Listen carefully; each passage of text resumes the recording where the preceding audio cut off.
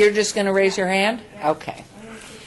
So I'm going to call to order the July 18, 2016 Commission for the Las Vegas Centennial Board meeting. And are we in compliance with the open meeting law? Yes, we are. Ah, wonderful news. And is it appropriate now to take a roll call? It is. Chair Goodman, Here. Commissioner Barlow is excused, Commissioner Coffin is excused, Commissioner Bryan, Yes, here. Commissioner Arnold is excused, Commissioner Stoddall, Here. Commissioner Brown, Present. Commissioner Feldman is excused, Commissioner Pike, Here. Commissioner Helton, excused, and Commissioner Sinat. Here. Thank you, we do have a quorum. Thank you very much. We'll proceed on. It's amazing. Everybody gets to go on vacation, except for those of us who are here today, dutifully. Okay, public comment during this portion of the agenda must be limited to matters on the agenda for action. If anyone wishes to be heard, please come forward. There is a microphone. Give your name for the record. The amount of discussion as well as the amount of time any single speaker is allowed will be limited. Anybody want to take advantage of this wonderful opportunity? Scared to death? No one chose. We will move on to the next item. I'm looking at Ms. Panicello. Am I on time so far? Good. Okay, agenda item 4. May I have a motion for the approval of the minutes from May 23rd, 2016 Centennial? Move for approval. Thank you. Second. I've got 2 seconds. Did you get them both? Member Pike and Member Stoddall. All in favor, please signify by aye. Aye. I'm Senator. Hi. Thank you. Aye. Motion's unanimous. Okay, agenda item 5, abeyance item, report by Mrs. Helton. Okay, it was, agenda item 5 was the item by Louise Helton, Commission for the Las Vegas Centennial, discussion for possible action regarding a proposed strategic plan for the Commission for the Las Vegas Centennial, which we'd asked for, I think, a meeting or 2 back. So we will obey this to our next meeting. Then I have to find out, let me find, if I can, when's our next meeting? Our next scheduled meeting is September 26th. However, we may be moving that to October 17th, and we will know soon. So just Well, how would you like us to do that then? Just obey it? Obey to the next scheduled meeting. Okay. A motion to obey to the next scheduled meeting? Okay. And a second by Mr. Senna. All in favor, please signify by aye. Aye. Hi. Thank you. Motion carries. There are no negatives because everybody's saying aye. Agenda item 6. It's an abeyance item, report by Esther Renicky, Executive Director of the Commission for the Las Vegas Centennial, regarding completed and current projects of the Commission for the Las Vegas Centennial.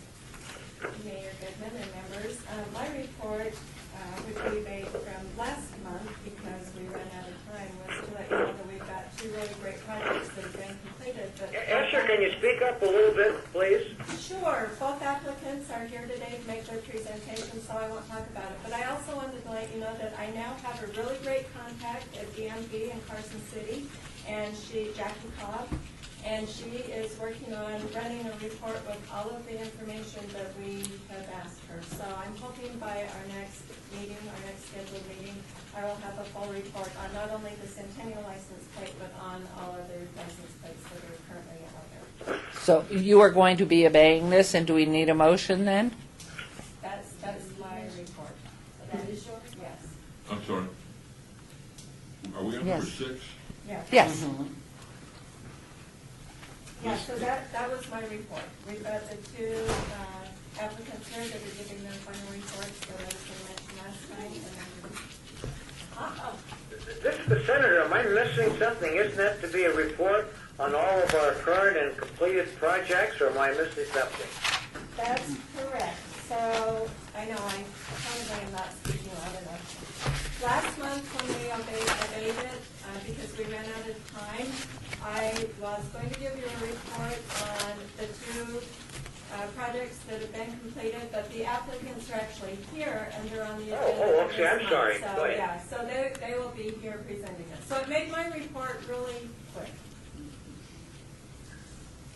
Do we need a motion to approve that report? Since they're going to be reporting, no. Okay, thank you. Do we back up now since Member Hilton's here? Okay. So, Madam Chair, what we need to do is the member that made the motion needs to present a motion to reconsider that item, to, I guess, strike the motion that was obeyed, and then to reopen. I'd like to, Resend. just say, And does it need a second? Yes. Second. Okay. So I'll approve the motion to rescind, please, on agenda item 5. Signify by aye, please. Aye. Aye. Wonderful. Since everybody voiced their opinion, there's no need for a nay. Okay, Member Helton, it's yours. Yay! Well, I am very pleased to report that at our meeting in March, we were directed, Houston and Alan Feldman and I were directed to meet and to discuss the possibility of putting together a plan for coming up with a strategic plan for our group. Yes. No, I just want to turn the phone, if we could, Member Senat, so Senator Brian can hear. Okay. Can you hear me? Well Yeah, enough? I can hear you better now. Yeah, All thank you. right, fabulous. Well, I'll speak up a little as well.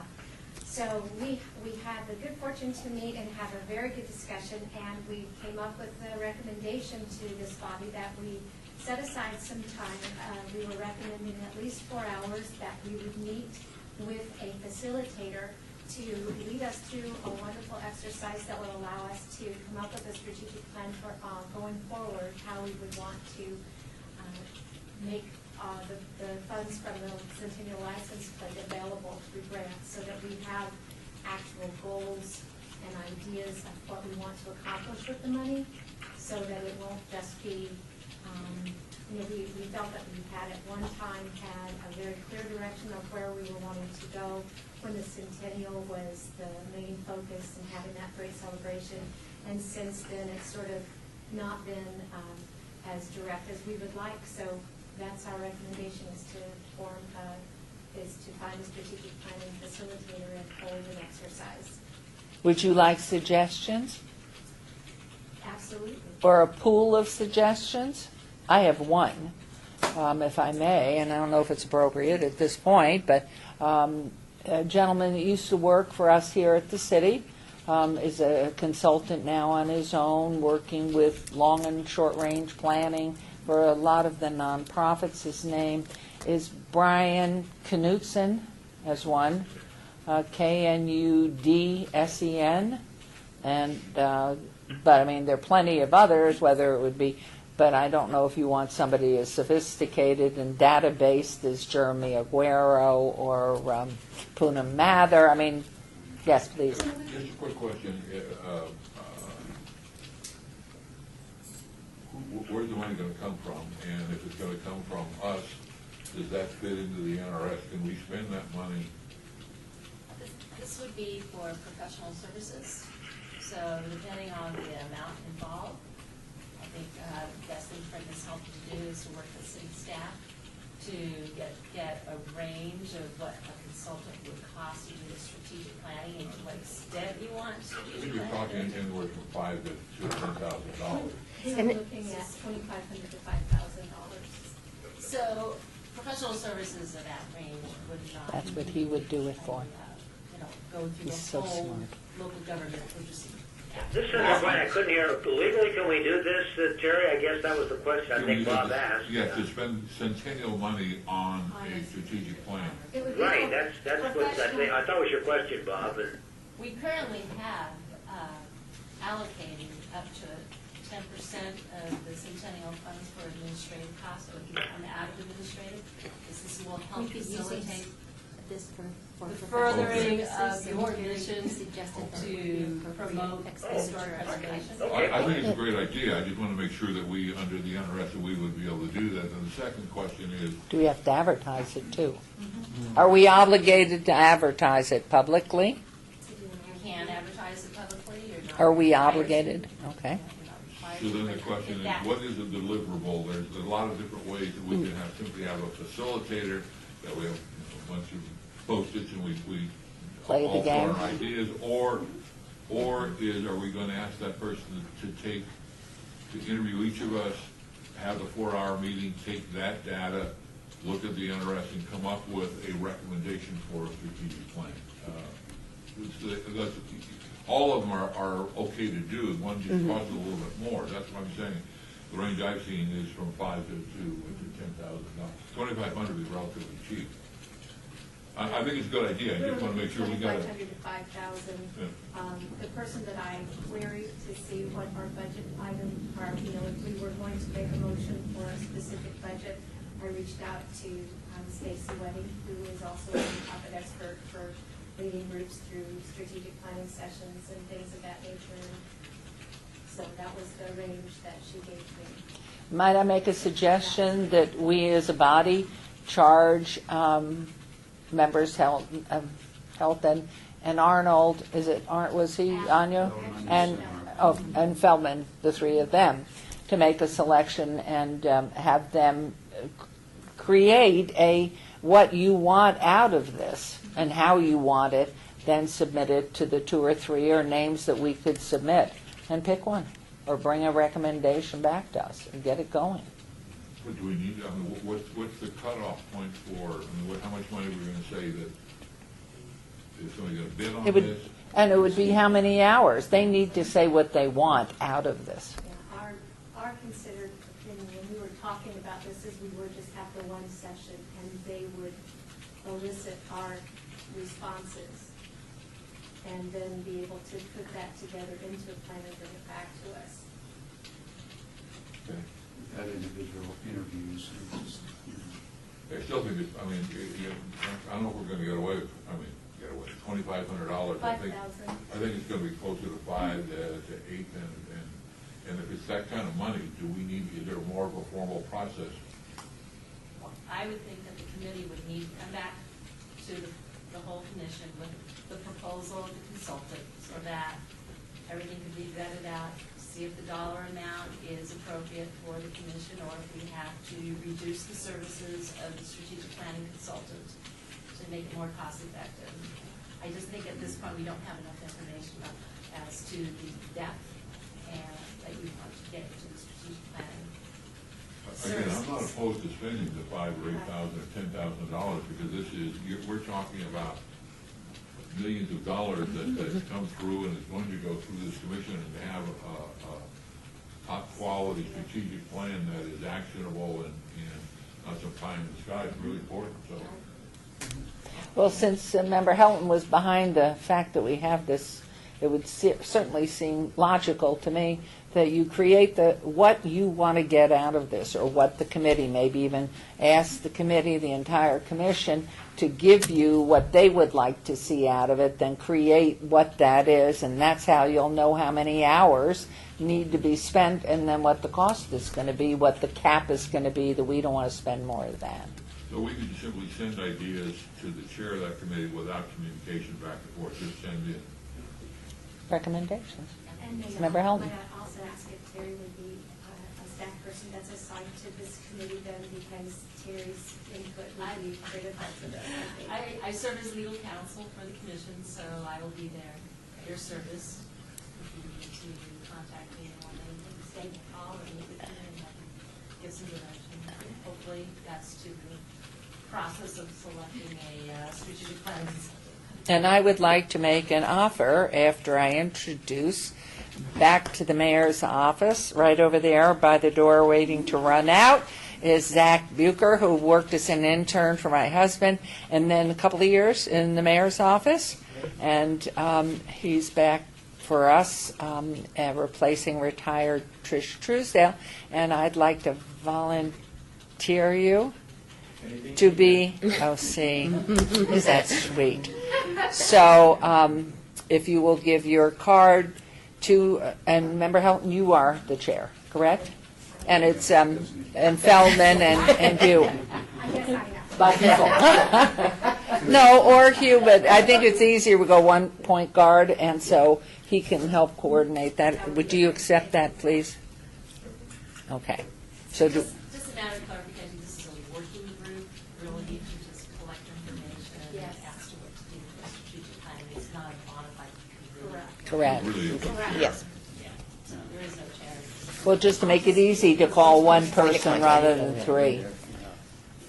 So wonderful. So the person that has the reins, though, of it. Great. And is there a timeline that you want those comments for the scope of work? Thank you, Jane. I would really like them sooner than later. Obviously, we've been going at this now since March, and I would love to be able to come to our next meeting with everything tied up with the bow that everybody would be ready to vote on so we can move forward before we get into a time that we need to be giving away money again. Tomorrow morning. So if that's clear as mud, I guess what that means is in the next 4 weeks would be good. Okay. They'll contact us then. No, you'll contact me Okay. if you have any Okay. ideas. Okay. Input, please send it within the next 4 weeks. You could use my email address if that's appropriate. Which is, if you would repeat it. Yes, my first initial and last name, Helton, HELTON, at One Sun Solar using the number 1, .co. This is the senator with a question. Are we talking about a special meeting in 4 weeks? I believe our next regularly scheduled meeting, we were told, is in September, or am I missing something here? No, Senator, my idea was that in the next 4 weeks, we would have everyone's input, so that Oh, by okay, our okay. regularly scheduled meeting, we would be able to provide a finished product ready for the committee to look at and vote, or the commission to vote on at that time, hopefully. In September or after 4 weeks? In September. Oh, So- September, okay. Sorry for the confusion. Not at all. So in 4 weeks, if you have input, if you could email it to me, or call me, however you'd like to, smoke signals would be fine too. And then we'll be able to put together, craft a plan that we would be able to have in a relatively final form for the commission to consider. Okay. Okay? Great, we'll get that to you. Thank you very much. Thank you So very that's much. what will happen. Thank you all, your whole non-committee. Do we need a motion on that? No. Okay. We didn't spend any money. Our next item, and how are we doing on time? So far, so good. Okay, our next item is Agenda Item 7, and this is an abeyance item by Terry Ponticello, Assistant City Attorney, for discussion, possible action regarding a policy update to use Centennial funds to purchase real property. Thank you for this. You're very welcome. Terry Monticello, Assistant City Attorney, this is the long-awaited policy. If you recall at the last meeting, Chair Goodman had asked that all board members who have received the policy to send any comments, input, changes to me so I can incorporate it into a revised policy with the board's input. Before you is both a red line and clean version of this policy. It includes comments that I received from Member Stoddall and Member Feldman and Member Sinnock. Excellent comments. Member Editor-in-Chief Stoddall, who corrected a lot of grammar and transitioning of language.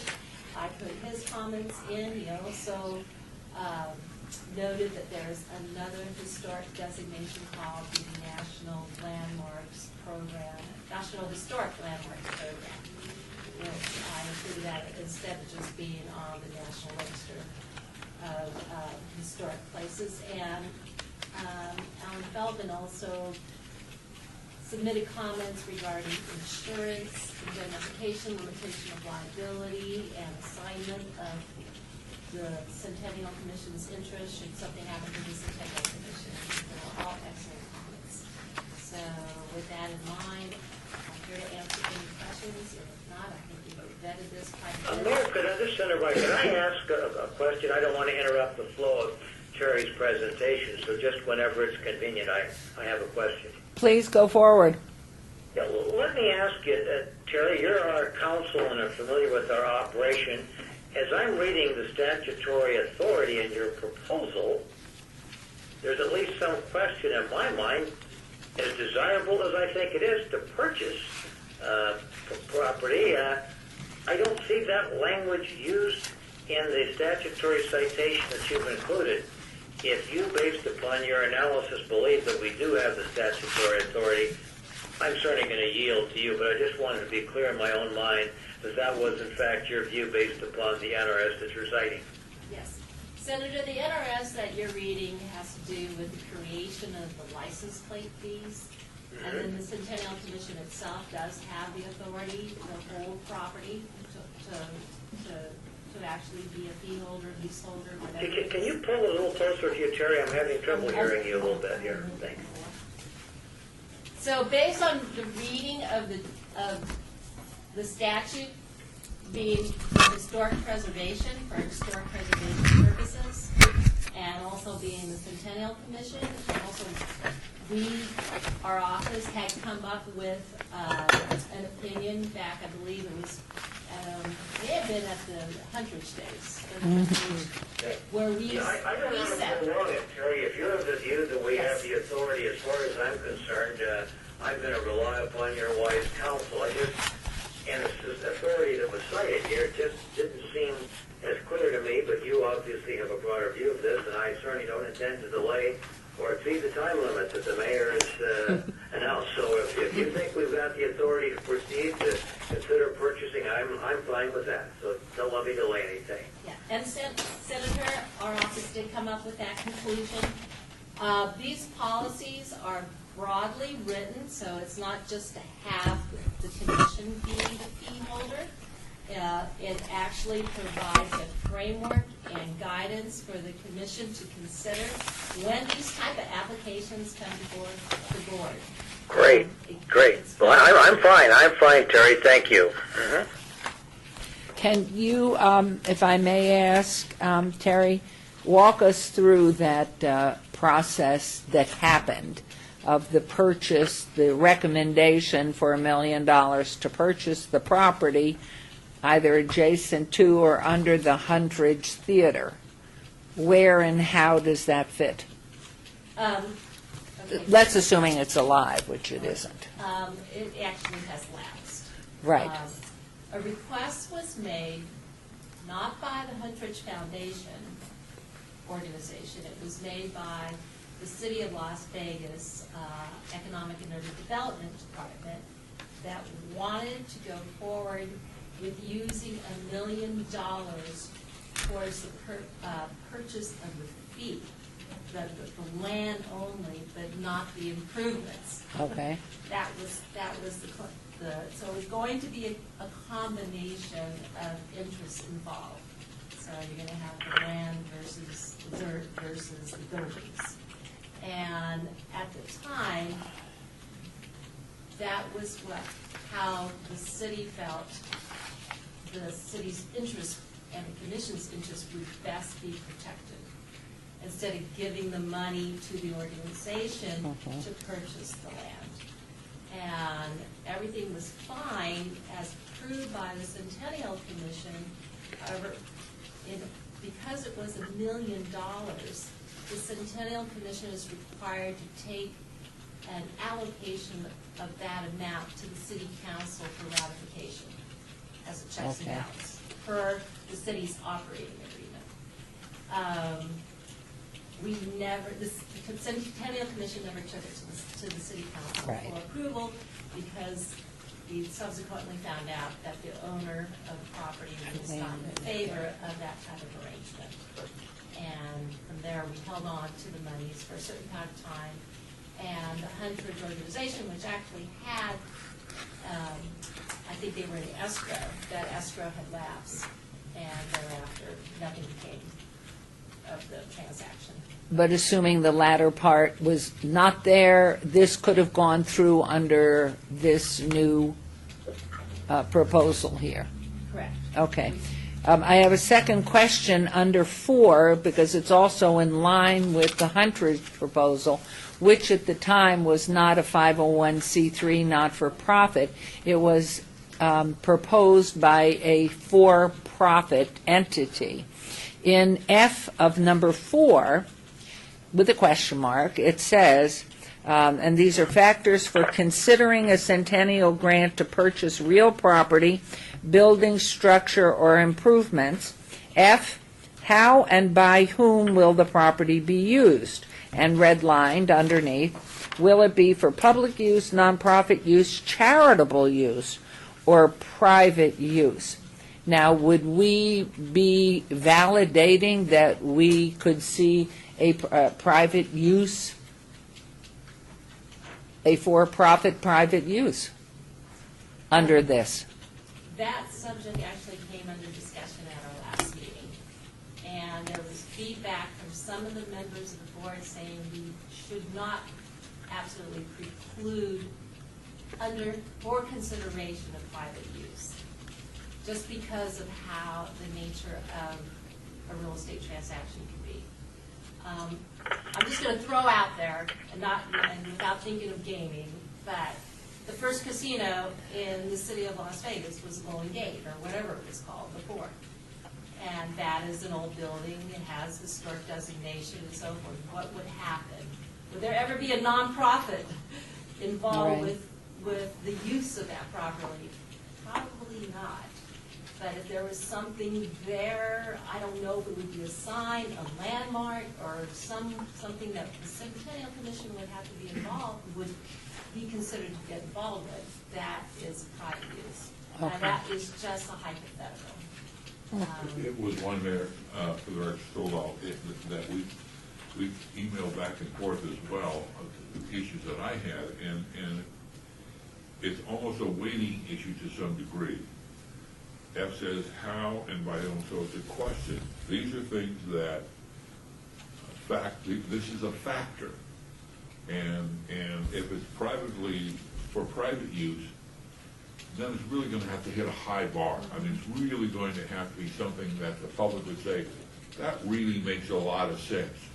Where if it's going to be for public or charitable use or nonprofit, still has to be an important project, obviously, but it's going to make a lot more, would be a less of a threshold for giving them money. I waffle on this language. If the vote was to take out private use, I'd probably say that I would be okay with that, because we're really just thinking way, way on the farthest possibility of making sure that this commission has as much flexibility as possible. But maybe that's too much flexibility.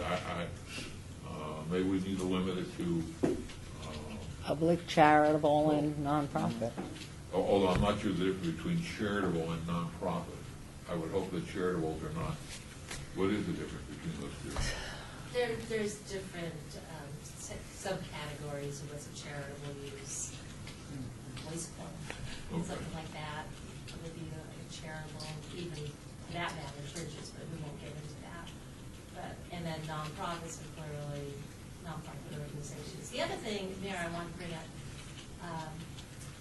we're starting to get into the tax credit situation, the tax credit transactions with new market tax credits and historic tax credits. So depending on who the developer is or who the landlord is, there may be that component that it has to be a private owner that owns the property because they get the tax credits. Oh, that's a good point. So we have to. That's a good point. recognize that. Yep, that's a very good point. This is Louise Helton, and it could be a combination of the two. I know that when we were working to save the Whitehead House originally, that was one of the things, is that the charity doesn't need the tax credits that the transaction would throw off, and it's good to have a partner who does, even if the partnership is only for convenience in the matter of a transaction like this, and not for the ongoing actual use of the facility, but just to help finance it. But I think your question, Mayor, is right. The heart is, does this commission fund profit-making private organizations, or is our filter nonprofit, charitable, public use kinds of things? Yeah, I mean, I know that, it's Carolyn Goodman, that bothered me the whole time with the Huntridge, because it was a group or a few gentlemen who were looking to have a business, and it was going to be supported by these dollars from, and that would make it cut, which is what I asked them first off, do you have a 501c3, which ultimately they did get. But initially, no, they were going to have stores and all these other activities going on, which was going to be their business. And so, in fact, we were taking money from government entity and giving it to a private. It bothers me, sorry. My one concern that I will express, because having been in a 11th-hour situation where we were trying so hard to save something where the bulldozers were on site, you can't anticipate every possibility, and I think, if we could craft some language that just says that we'll allow these things in extreme instances, and certainly not, that it's not going to be pro forma, that we're just going to be funding private companies, for-profit companies, to help them acquire a historic building. I think what our concern is that we're trying to save something from destruction, and it's something that the community will be deprived of forever after if it's knocked down. Let's hold off for the record. Are we getting ourselves now into what would be an extreme situation? Now we got to define what that is. Is it extreme in the sense that it's a very historic, important, iconic place that's owned by somebody, and unless we give them money like the Victory Hotel, unless we give the Victory Hotel some money, they're going to tear it down?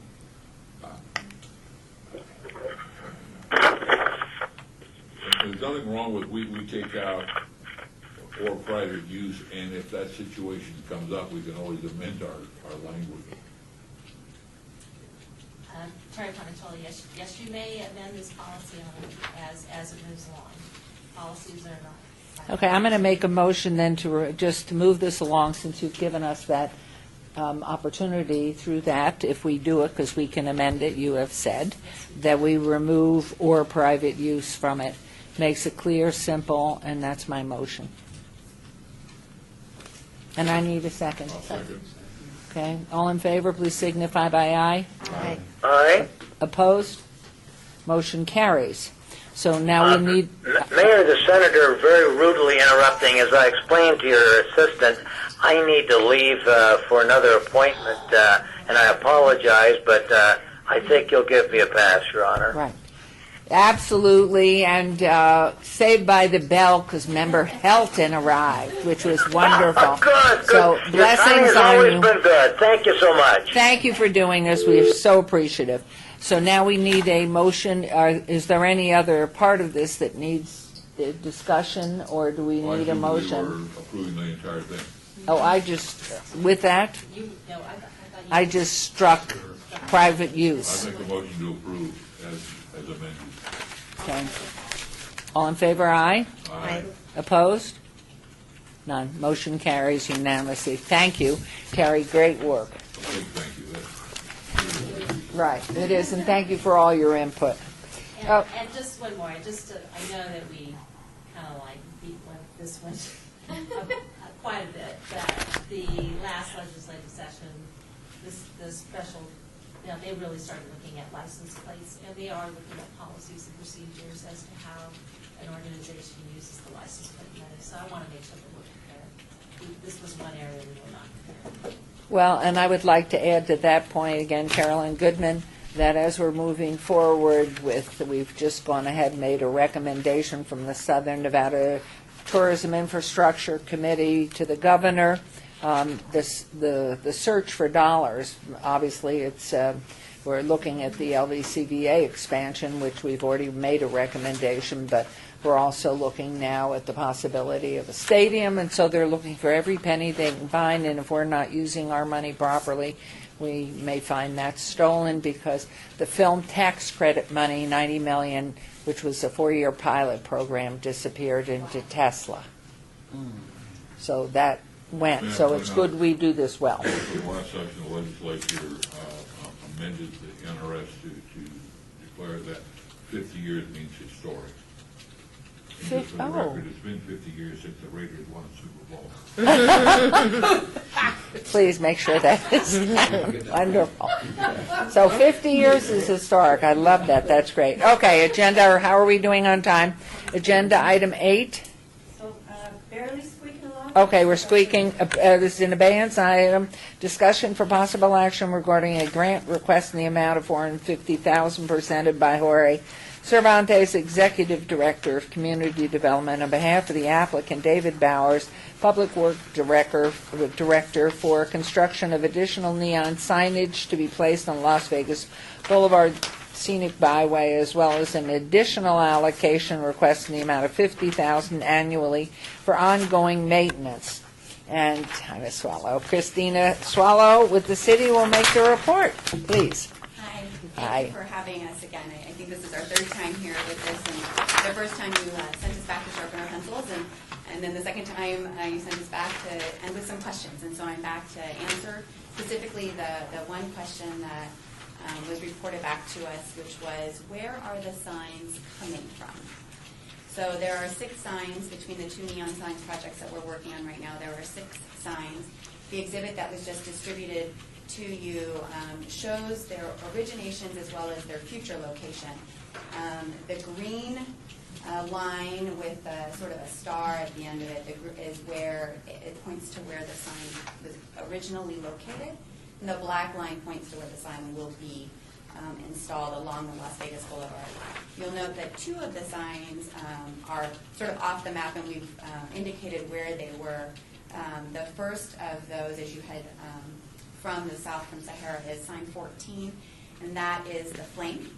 It originated at Desert Inn and Las Vegas Boulevard and will be located just north of Charleston. And then the second sign, again, we're heading north from Sahara, is the historic sign number 12, which is the Nevada Motel sign, and it was previously located at Tropicana and Maryland Parkway. And I'm sorry, I got my arrow wrong there. It's sign number 11, the Red Barn sign.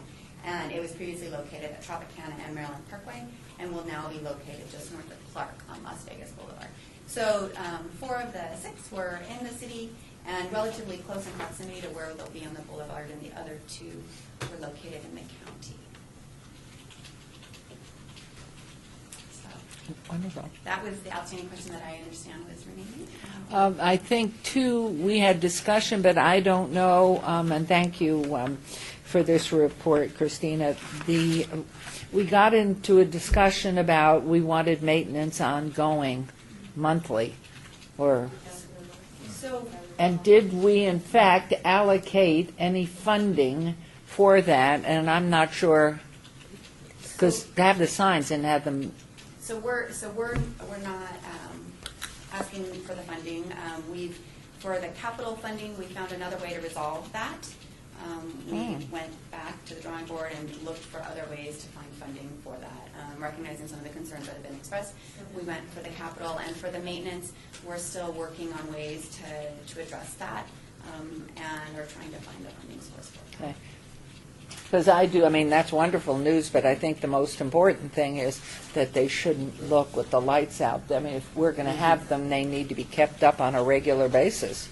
And so if we could take that back to your committee and your office, that really not to do it once every 2 or 3 months, but do it regularly. We definitely agree and are working on trying to find ways to make sure that the signs stay lit and stay nice. The other piece I'd like to add, knowing that we were, in the RTC have been discussing all these different types of mobility throughout the entire county. And one of the issues is light rail coming down either from the airport to the university, straight down Maryland to the east side of Cashman. The second possibility was through the resort corridor, straight on down, and as Jorge had said, when you hit the tip, the south end of the last installation, if that light rail were to come down there, it would jog off to the side, so it would not interfere with these neon signs. But actually, it was a good move last time that we didn't go ahead and say put more signs in, because it may actually conflict with the light rail. So sort of on pause, which I would say that as light rail or however this modality of moving people comes about, it doesn't mean that you can't come back here. Right. And Is that great? we You found the appreciate money. that. Thank you. Just a quick question. Yes. although it's not a neon sign, is there any thought about putting a neon sign or something neon where the Welcome Las Vegas sign is simply going to be replaced, or is that not in your jurisdiction? Well, I have to make a mention there, this is not on the record. Commissioner Chair Sisolak had said that we have to stay in the city, and the name Las Vegas belongs to the city. So my suggestion, since we've lost our sign downtown, that we take the original, since it says "Welcome to Las Vegas," and put it at the edge of the city. Being from the county, I may have to stand up for somebody to keep my job. Maybe you could go back on the record. Thank you. I just thought that would be cute. So, So is there any, that's a key corner, obviously, is that sign going to go back, or are we going to put something else there? well, That's not part of Okay. the current project as envisioned. and they are, the person who hit it apparently is, and the sign is insured. But also, there's going to be that couplet that's under construction, you know, that we're changing. And there was talk about redesign of the sign as well to make it grander. Maybe like So- bigger than the county one? We'll leave that there and we'll say, "Welcome to Clark County." Then ours will move and say, "Welcome to Las We Vegas." need to have space for people to have their picture made with. Yes, without question. Now that- And then we need the solar trees. Yes. Okay. Any more questions from Ms. Swallow then? Very good. Thank you. Thank you very much. We appreciate it.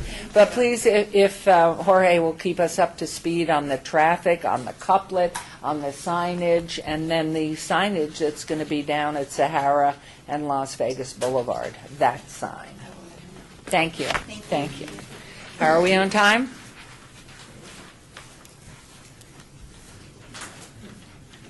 Okay. Item 9, abeyance item report by Andrew Corrali, editor of the Desert Companion, regarding the Desert Companion Centennial Grant. Great magazine. Wonderful. They're not very fancy, but that's only because I made. Is this the next issue? Yeah. Budget cuts.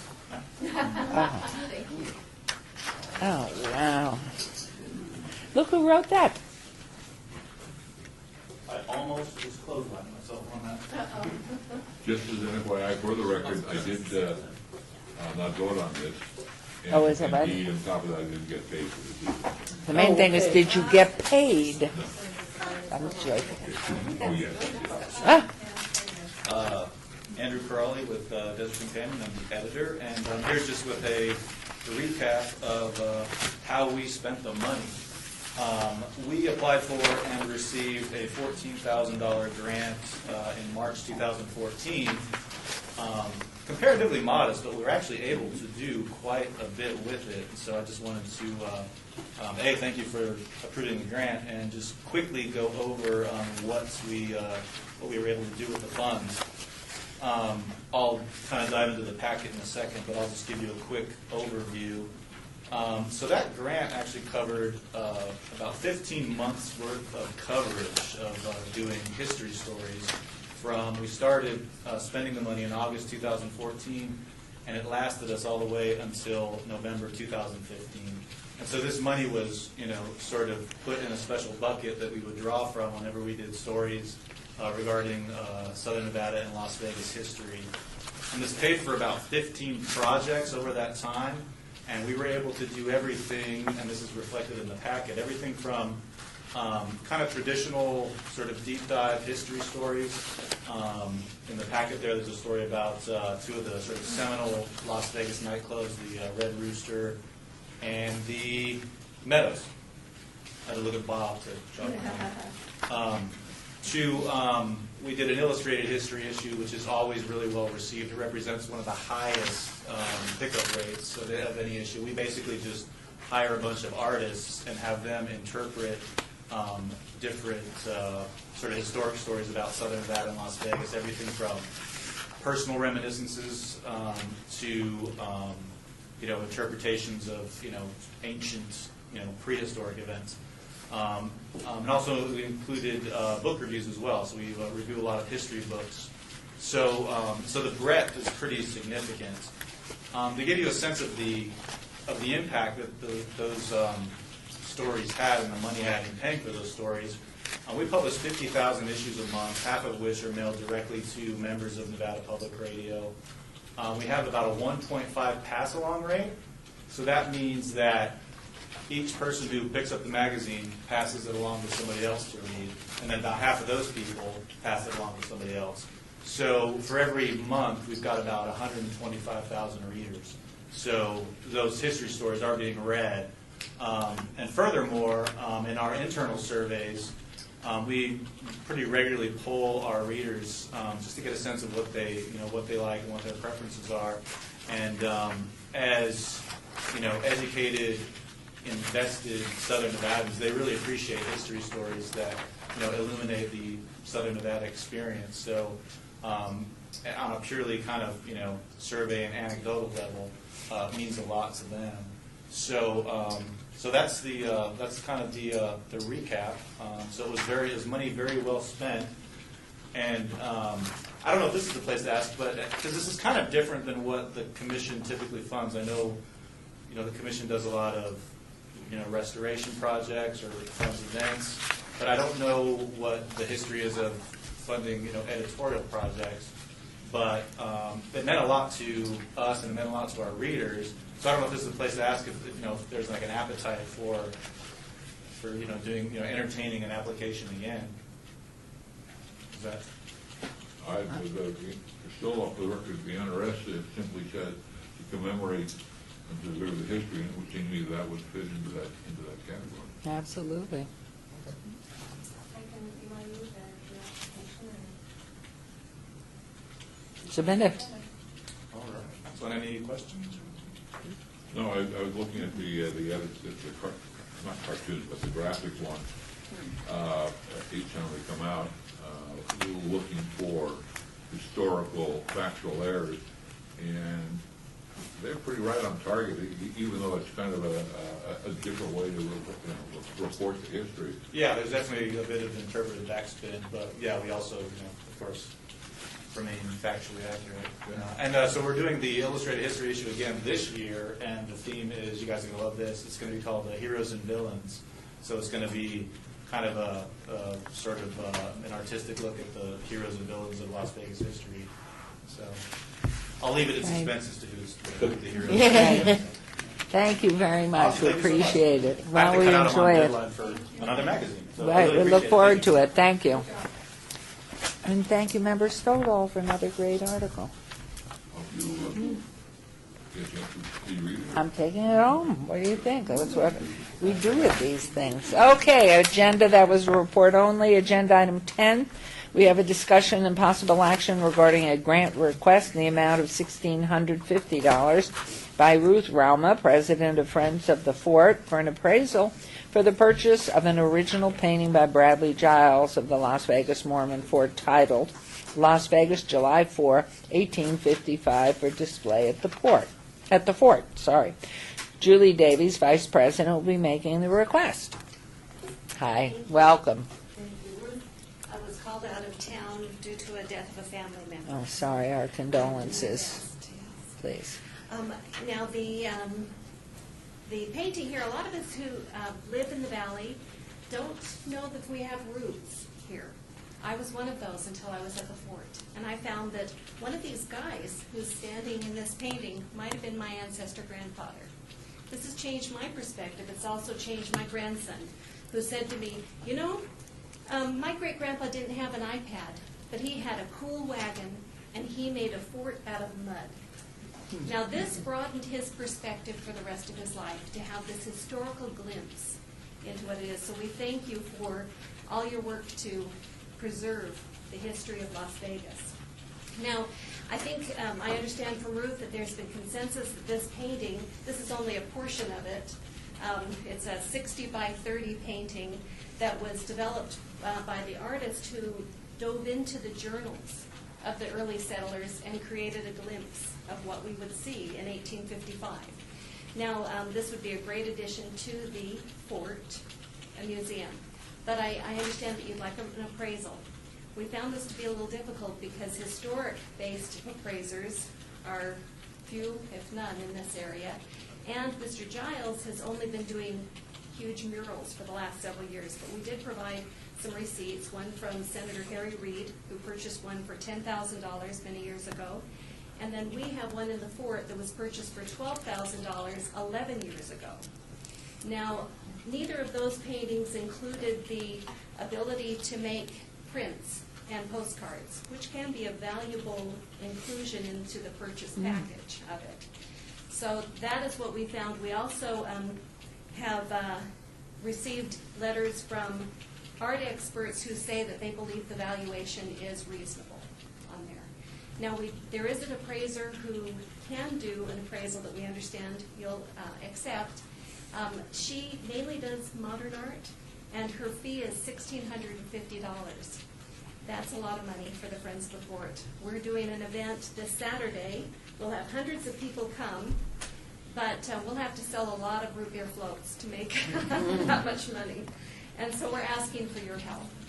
Based on the information that we provided since the last meeting, we would ask that either the appraisal, the request for appraisal be lifted, or that you allow us to have a grant to fund the appraisal so that we can move forward and preserve this piece of history and have it for people to learn from. The second part of that, I didn't quite, wasn't clear. Do we have approval now from the artist to be able to sell postcards? Okay, on all three of them? No, just on this one. The other two don't have the copyright privilege, but this one comes with the ability to have postcards and prints made of Who it. owns the other one? Or who? The artist, I believe, still. Have we asked him if he's willing to? I don't know if Senator Reid has or we have, but that would be a good question to ask him in the future. Yes. It would be a nice free set to sell for postcard. Do we need, Terry Fonson, do we need an official appraisal to go forward on this, or could we simply say, thank you very much, go ahead and buy the painting? I'm trying to recall what the action that was taken at the last meeting. It was the approval, subject to an appraisal being done. It wasn't even, we didn't promise to pay for it at all. Right. So Yeah. at this point, we only have the appraisal. Confident. And I, Action yeah, plan appraisal. Member Brown, I had to leave during the presentation, and I can't remember how much the painting was. I'm sorry, it was $15,000. Okay, that, yeah, I And remember. considering That 11 reminds years me. ago, we had the 12,000 and Senator Reid's 10,000 without the copyright abilities. And you have submitted that for as documentation? Yes, and I have. Because I know at some point there has to be insurance, and nobody will insure anything unless you have an appraisal on that, and whether that would suffice or not. Member Senate, please. And Member Senate, for the record, yeah, I think our question was just arbitrarily to come up with $15,000. Is there any idea what he's been paid for these murals he's done in private residences? More than $15,000, I know, but he's been making quite a bit of money off of the murals that he's been doing, but they are very different than the 65-30 paintings. This is an older painting that he did when he was doing the 65-30s, and it's been part of his own private collection, which he's made it available for us now. So, you're not asking for the $15,000 to buy the painting? Oh, yes, Yeah, that they too. are. Not Yes. on this But agenda? on this agenda item, it's only for the appraisal. The To get appraisal. so they can get it done. Either the appraisal to get it done or to have it lifted, the requirement for the appraisal. So if we vote to lift the appraisal Requirement. then what happens? Then you come back and ask for the money from us? If that's what you'd like us to do, yes. I think it's the other way around. I think it's what the fort would like us to Of course, do. we'd love to have Yes. it just approved. Right. If I may, Please. Jane Pike for the record. So you had said that the artist is willing to waive their VERA rights, the Visual Arts Act rights. So who would own those rights, and would it be the Centennial Commission, or would it be Oh, the good point. purchaser of the art with the Centennial funds? I wish I knew that for sure. I think it would be determined by you all. We would like Friends to of the have Fort it. will be the one utilizing that right. So if anything, unless we want to place a restriction and condition that gains a future right, or you want to own the right, which is, I think, would be only appropriate that the Friends of the Fort have that right, since they are the ones who will actually be exercising that right, not the Centennial Commission. And does that fit in what we passed at the first go-round if we chose to own it? Do we actually, I think the only thing we suggested was to go get an appraisal and come back, and you're saying that Right. you don't have to. That's for the money. So I'd like to make a motion that we waive the appraisal requirement in order to have the Friends of the Fork seek funds from this group. Thank you, Mr. Commission. At the last meeting, a motion was made by Commissioner Alan Feldman to approve the following conditions as recommended. A, purchase the original painting at the appraised value not to exceed $15,000, and B, the applicant has the rights regarding the use and production of the painting. 9 were for it. That motion passed. So we did give them $15,000 to purchase the painting. Then my motion would be that we waive the appraisal requirement and grant the fund. Is there a second? How do you get it? Because, and then that's going to be on us. Not necessarily. We do have an appraiser in California who said he can look at it and do it. There are a lot of appraisers in California, there aren't many in Nevada. And we had understood that we needed one in Nevada. So I think we will be able to get the appraisal if we need that for insurance. Oh. But that won't be our challenge. And he said he would only charge $450. It's less repair floats. That I can sell repair floats for. So since we didn't have a second on my motion, I'd like to pull it back, And make another motion. which would be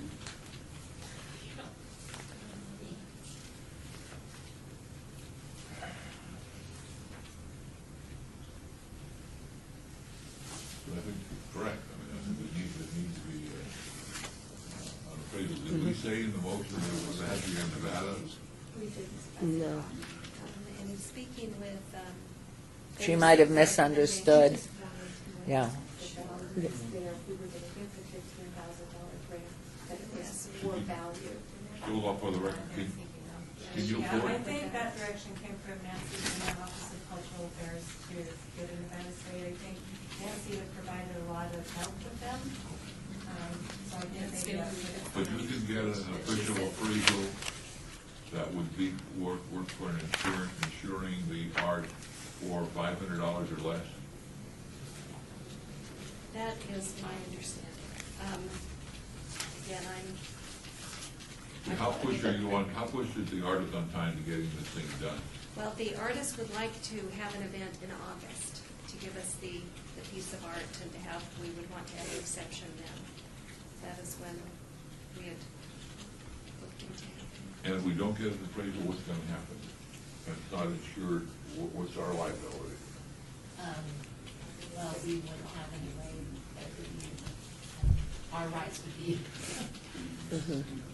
protected from, if they get it insured, they could release funds back or replacement value.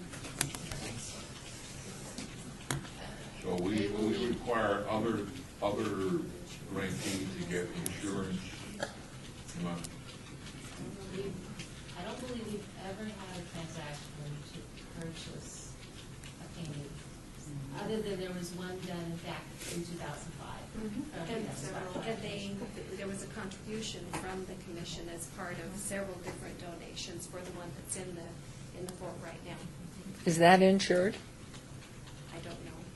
Can you find out, please? What if there were a fire? I would. Member Brown, and I'm not opposed to the $15,000 investment, but that does seem to be quite an investment without the assurance that we can get it insured. I would imagine if it's good practices for us to have the one that's currently in the fort, it would be insured, and we would have done what we needed to for that. We practice. And if I might, Mayor Goodman, where did you hear the $400? It was from the artist had an appraiser that he uses in California. Oh, so there it Said is. that would given a letter and said that this would have been his fee. Does he exist in Nevada, Mr. Member This is Helton. Louise Helton for the record, and I'm looking, we've had a wonderful presentation of the purchase of real property policy today, and I think that we are lacking policy for making investments of this kind, but I think taking some wisdom from this very well thought out policy where you do make sure that if you were to make use of our funds for the purchase of real property, just as we're using fees to make a purchase of a painting, that we would want to make sure that appraisals and insurance was part of the package. So I would I would make a motion that if we can assure ourselves that the appraisal and the insurance are in place, or will be in place, with the purchase of this painting with our funds, that I would be supportive of the $15,000 What about it? grant. We don't really care about the appraisal. What we care We about only is. said that it's done, so it's insured. Right, so I would say we drop that, and if the item is insured, is what we care about. The last meeting, this is Louise Helton again, last meeting, our concern was not knowing this artist, not knowing value of paintings. We wanted a third party to tell us if our money was being well invested, or if we were overspending.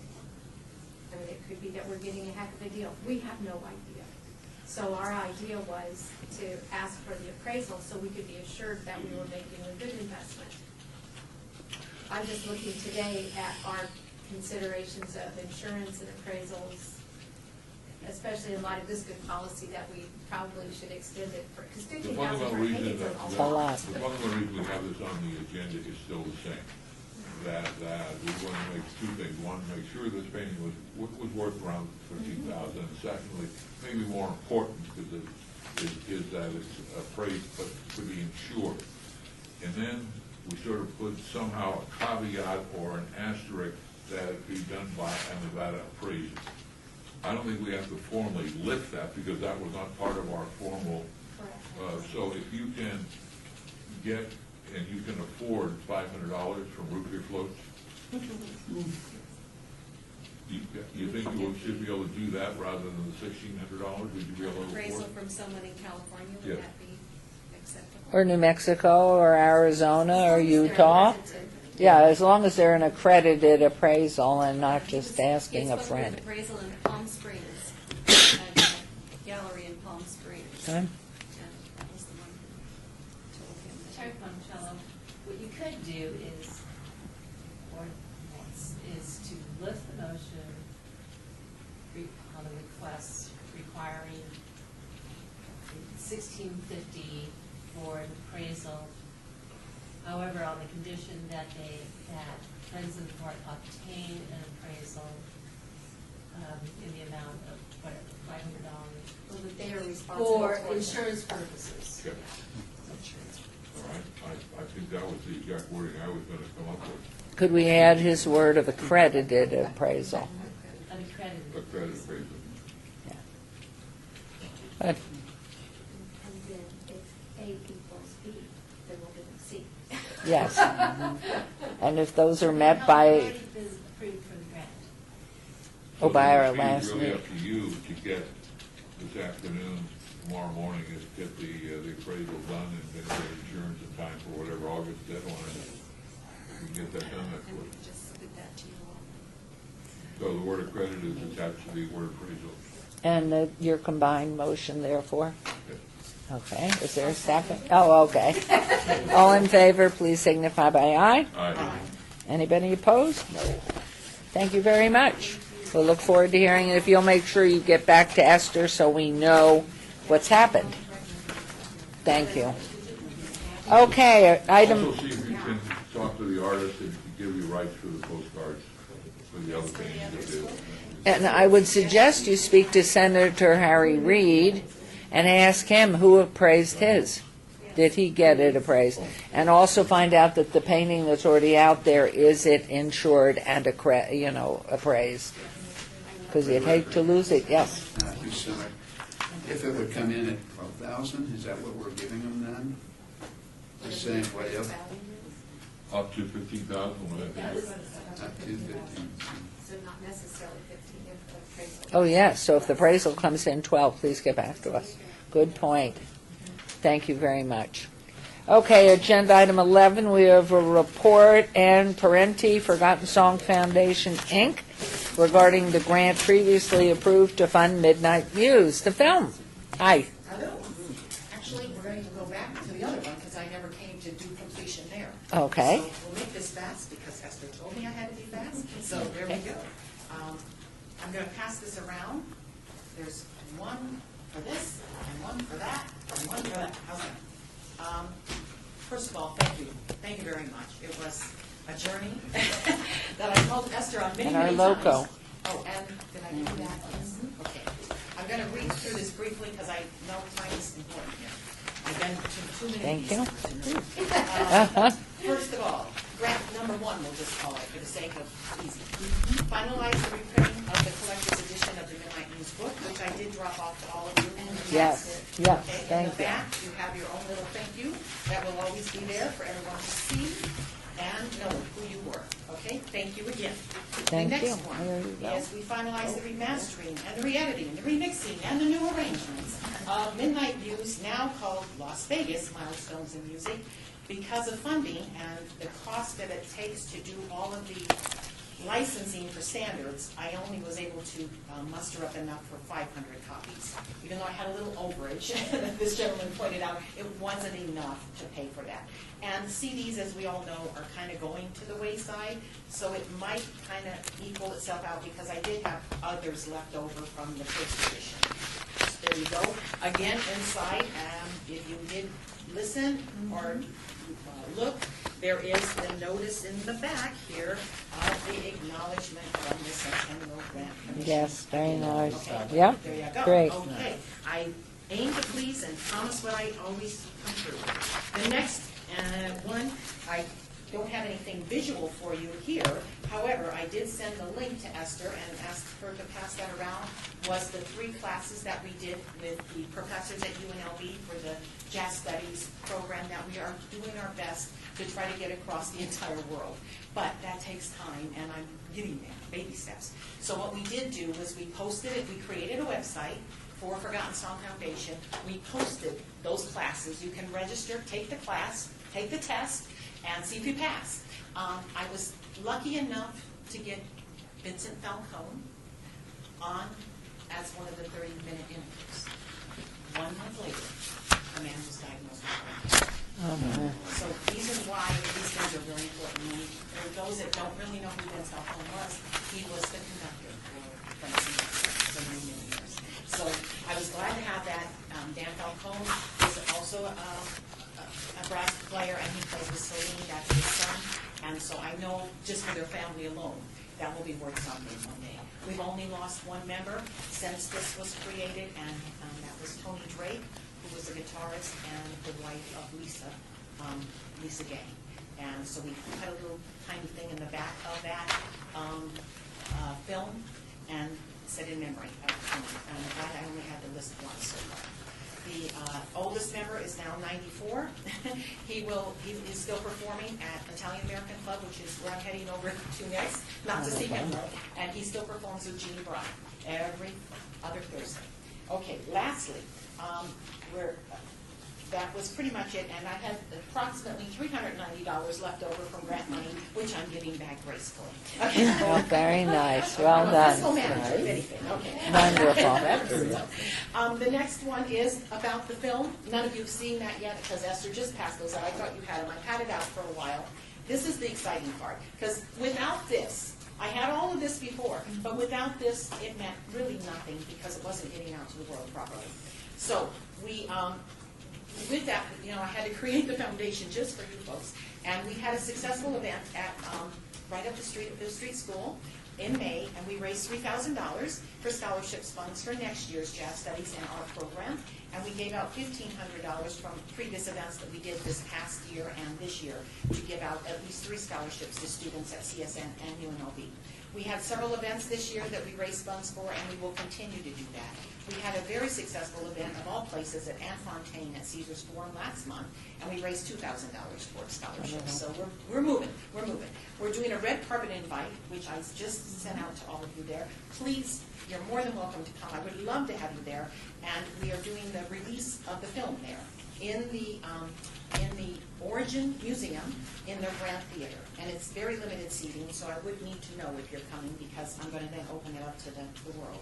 I'm going to try to get as many of the people that were part of the film there, part of the CD, part of the book, to all participate that night. And at the very end of the night, while I'm collaborating with David Tupaz, some of our mutual friends in the room, and he's releasing his 1-year anniversary of Le Vague magazine and fashion show. And so it's going to be a really fun night. It's all open, free.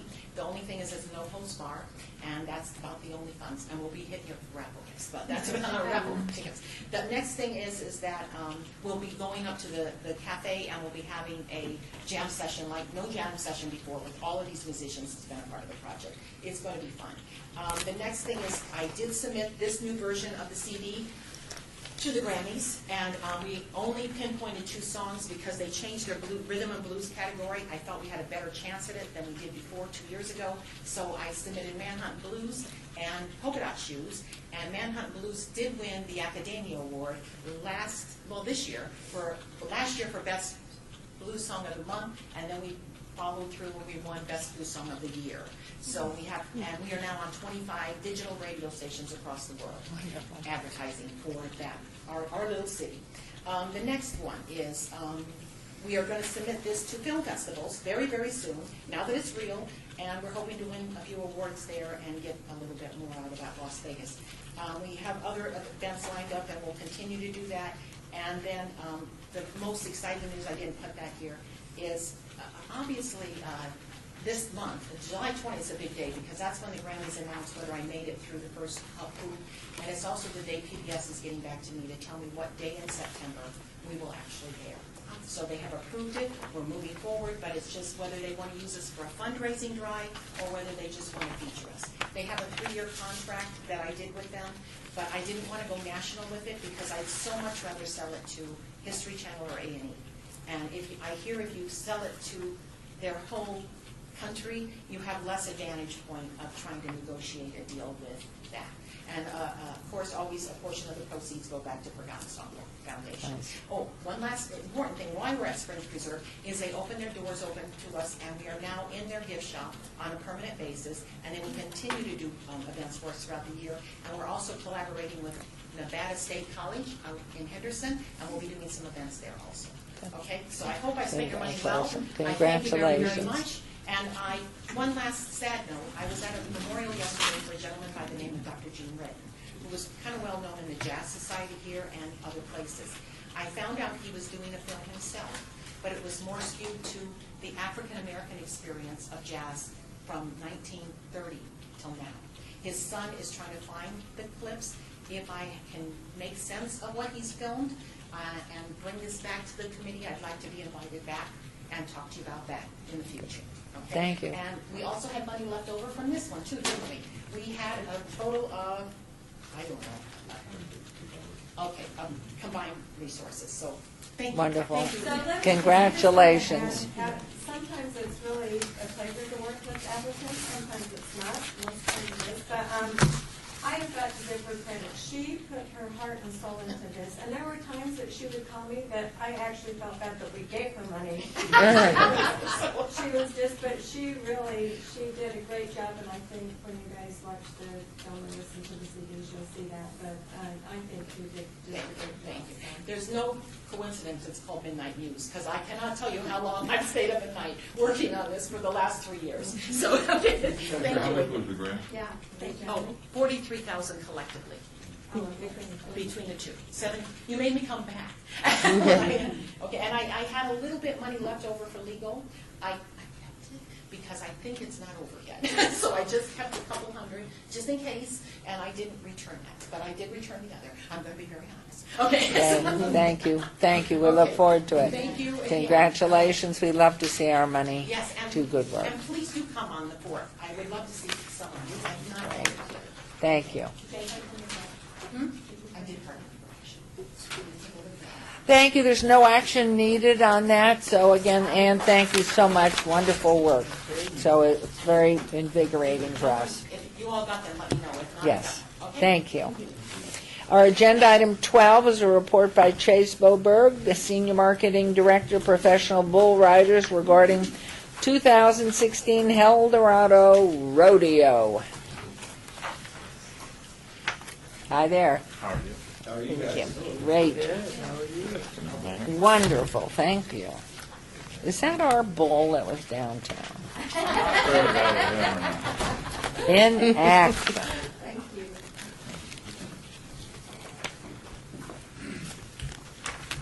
Wow. Chase Boberg, for the record.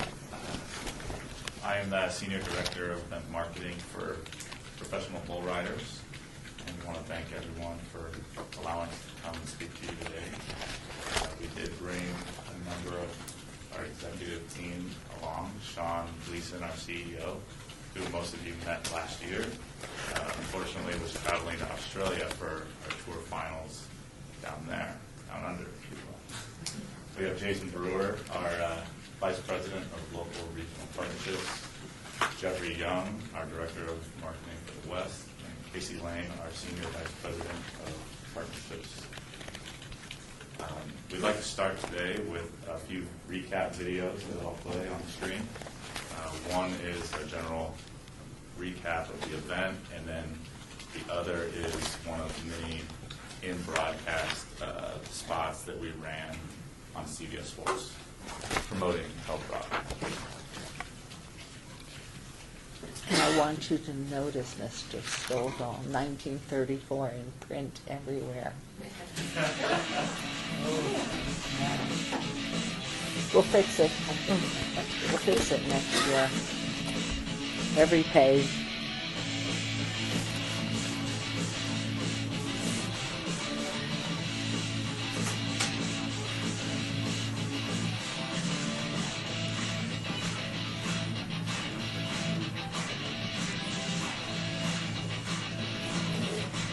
Big crowd, huh? Wow, up to 83% in attendance.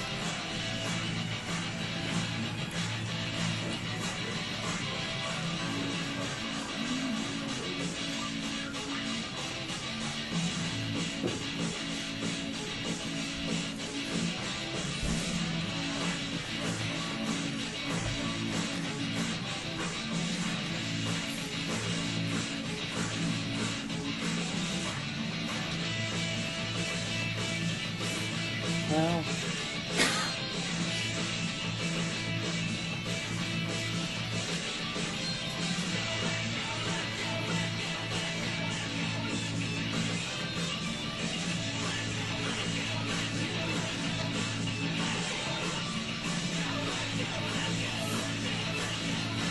Yeah.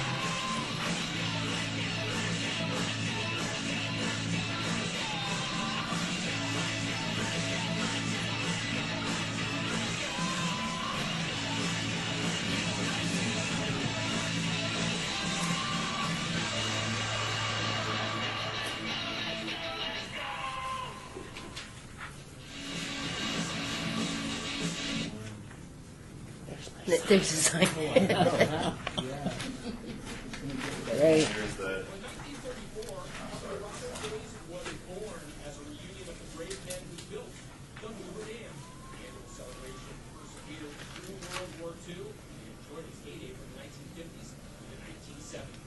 Today you wouldn't think of Las Vegas as a Western town, though it certainly is. The Centennial Commission has made it a priority to revitalize the Eldorado Days, which was from the civic event in Las Vegas history. The pairing of Eldorado Days with the PBR's last Cowboy standing is a means of reconnecting Las Vegas with its Western history.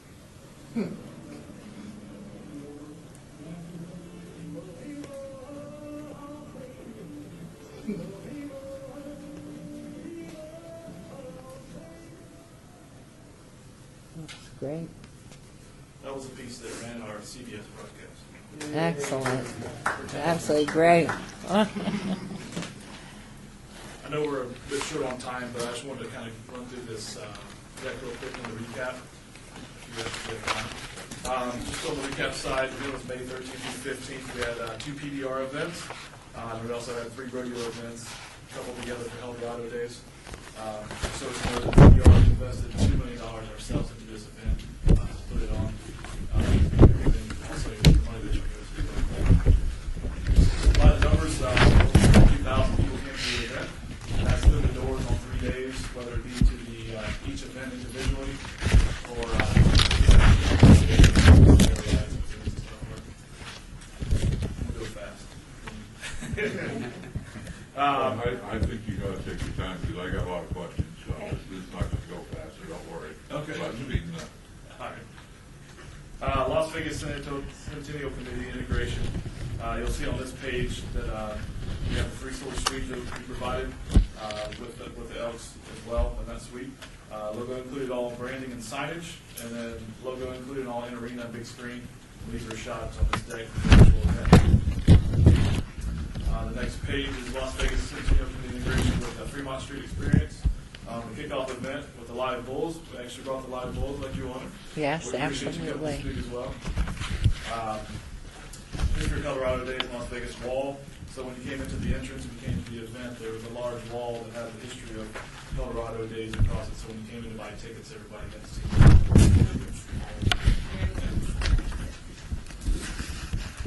It was a little hot. Obviously, work with the Elks and Edgar as well to put on citywide events across the city, starting with the April 2nd Colorado Days Queen Pageant. We have a quick kickoff dinner. We have the golf tournament. We have the art show and auction with the Elks. The Colorado Days kickoff, which was on May 12th. The Whiskerino contest, the pub crawl. The parade was on Saturday, and then the barn garden and the bone garden.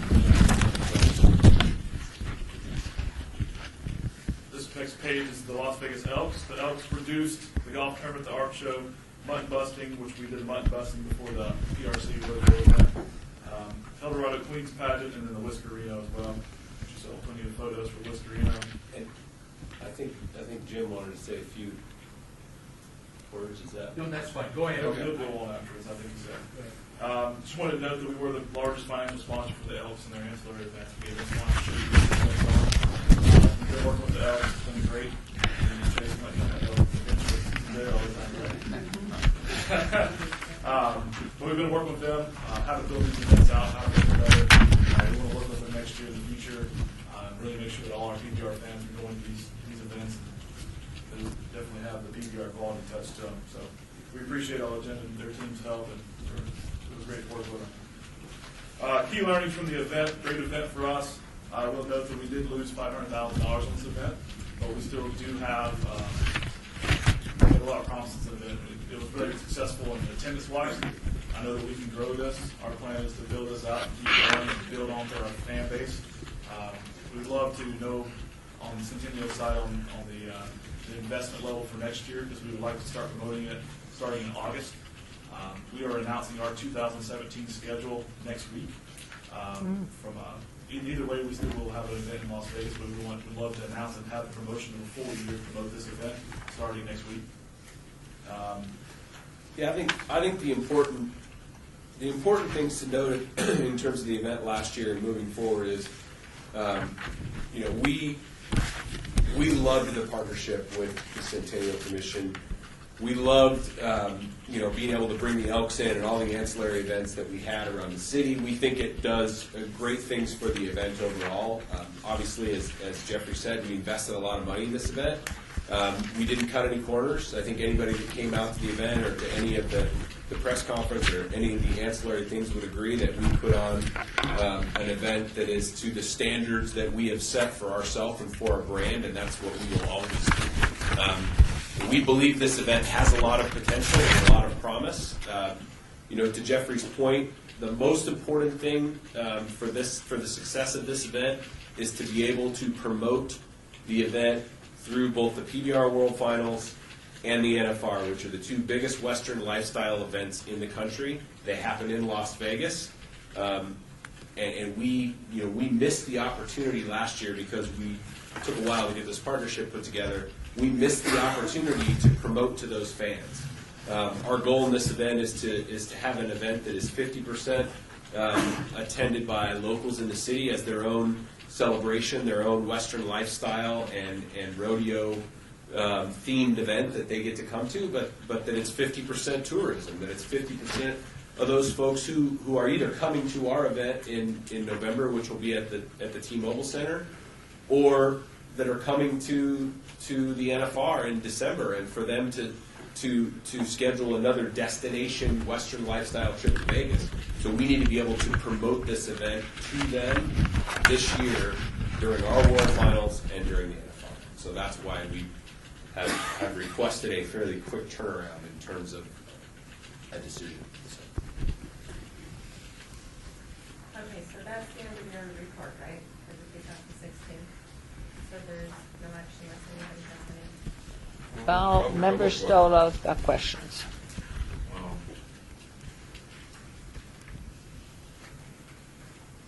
We're talking, did $500,000 come out of Ours. You took out a loan, you're in debt. I mean, We're a for-profit company that produces events every week that ebb and flow through profitability. We're a profitable company for this particular event.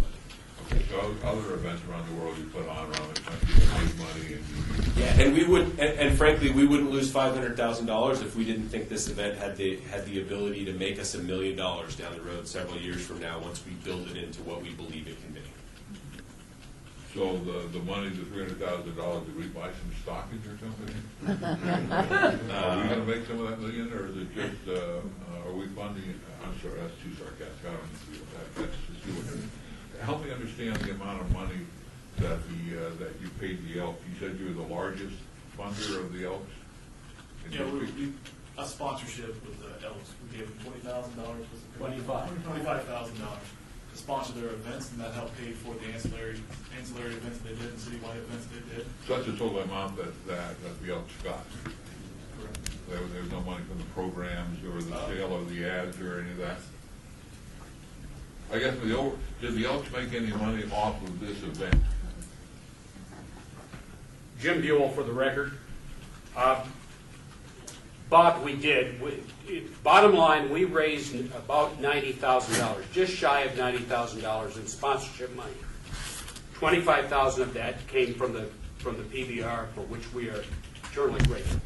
At the end of the day, we made about $13,000.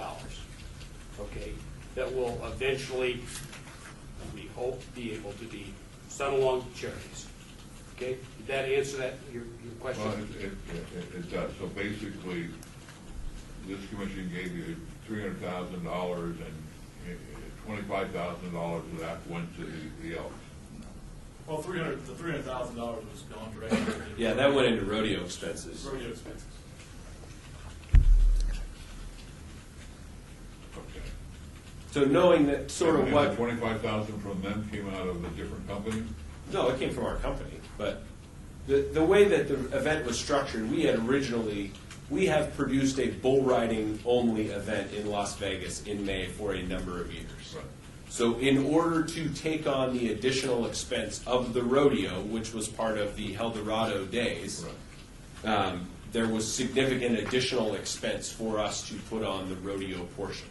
The stock is more expensive because it's more, you have to have for multiple disciplines. The arena has to be bigger. We had to change the seating around.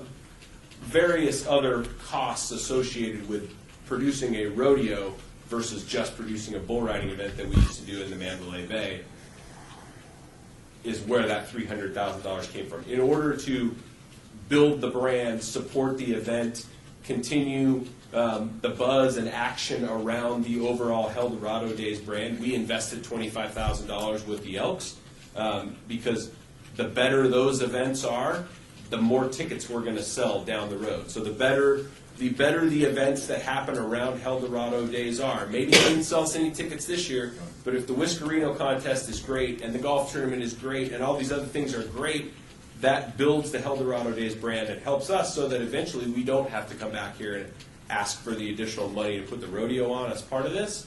it helps us to get to the point where we build that Eldorado Days brand up, and so that's why we invested money with the Elks. You know, I've said this before, that we're not the boxing commission. We're the City Centennial Commission, and our funds specifically by state law are to commemorate the history of Las Vegas. We're not the tourism. Our job is not to bring in tourists. So it's great that that's what you did, but that's not what this commission is about. It's to commemorate the history of the city of Las Vegas. And so that's the filter I look at. Getting this event and having this in town, that's wonderful. But if I was on the convention authority, I'd say thumbs up, great job, and we look forward to next year. But I look through the eyes of the preservation and commemoration of the history of the city of Las Vegas. I'm not going to get into the fact that there was no Eldorado in 1934. That's between you and the Elks, but there wasn't one. But we're not going to spend any time on this. And as far as our Western history, and I'll spend one sentence on this. This wasn't we're in the West, but this was not a cowboy town. This is a railroad town. And the Elks started the Eldorado in 35 as a one-time event. It was successful. They decided to do it with the rest of the community for a long time. And there was rodeo. There wasn't rodeo to begin with. But that's okay. I mean, that's now part of the facade of Las Vegas that we're a cowboy town without a partner. But it does rub me a bit that we're here to preserve and commemorate the history, not the fun history of Las Vegas. So I always look there in the back of my mind for things. Yeah, this really wasn't a true part of our history. So you answered that question. You answered the next question, and the bigger question, if and it's going to come up on the next thing where we can talk about it a little more. If we don't fund another $300,000, you're not going to go away. You're just going to do what? We would just we would have the rodeo. We would just do our last Cowboy Standing. We would do our last Cowboy Standing event that would not include a rodeo and wouldn't. I mean, we would do what we would typically do in a city and produce a PBR event with some ancillary stuff around it. I don't know that we've had a discussion internally or with the Elks as to where the Eldorado Days brand would live, whether or not that's something that we could or would continue on with our bull riding event. But we certainly would not be able to produce a rodeo or would not produce a rodeo without the funding. Okay, yes. I look at more as a tourism side, and I know how important PBR is to Las Vegas, but I always felt Eldorado was barely hanging on. I think you guys have given new life. I think it's tremendous. It's a real boost. I think it's only going to get stronger, and it's important to the city that we continue that. So I really appreciate what you've done, because I don't know if we'd have an event next year without it.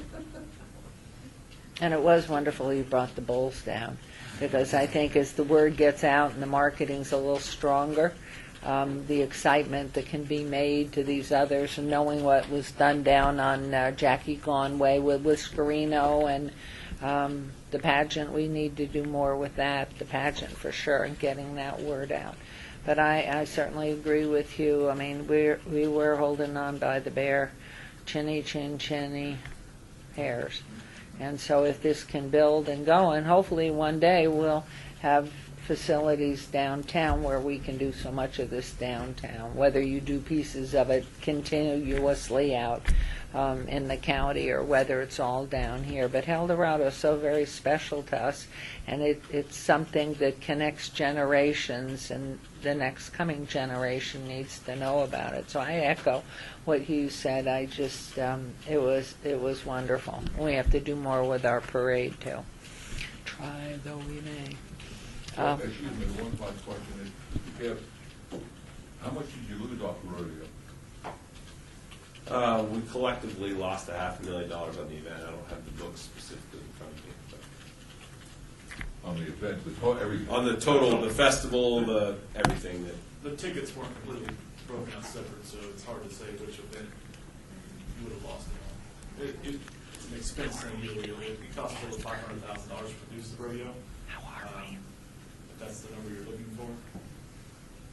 So if it costs $500,000 to produce the rodeo, that's what's going to be lost, or do you lose on the PBR stuff itself? Okay. I guess where I'm going with that is if you don't get the $300,000, there's no way you're going to do the rodeo. No. So let's close down agenda item 12, which was just a report.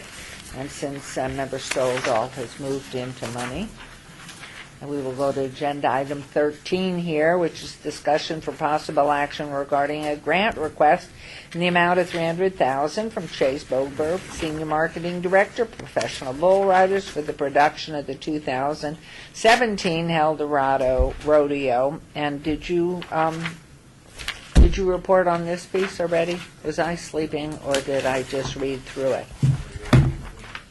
Since your pages are not numbered, it's the one with 2017 growth plan. Yes, I would say the growth plan, the growth plan in the previous slide are the two. Yep, so these dates are what we're looking at, May 11th through 14th, 2017 will be the dates for the event. Our growth plan, we have a lot of ideas about, well, one, we have CBS broadcast starting in Nashville in August. So unlike, just like World Finals, we have NFR to promote this event. We have 29 more Built for Tough events, 26 Built for Tough events, and then we have a Blue Death tour that goes to 29 cities before the event. So we're looking at over 50 cities that we can promote this event and preserve the history of these events, as well as our CBS and PBR live broadcast. So that's one growth plan that we're looking for, and giving us an entire year to get our fans excited about this. This is one of our PBR meetings. This is one of them. And then working with the Elks and really getting more interest in the city. How do we get more involved? More bulls. Like those bulls. Found the milk. We just need to get you a ball. I know. Did I read somewhere here, if I might, did I read something about condensing the number of days? Well, not necessarily the number of days. We actually haven't formulated the full plan yet.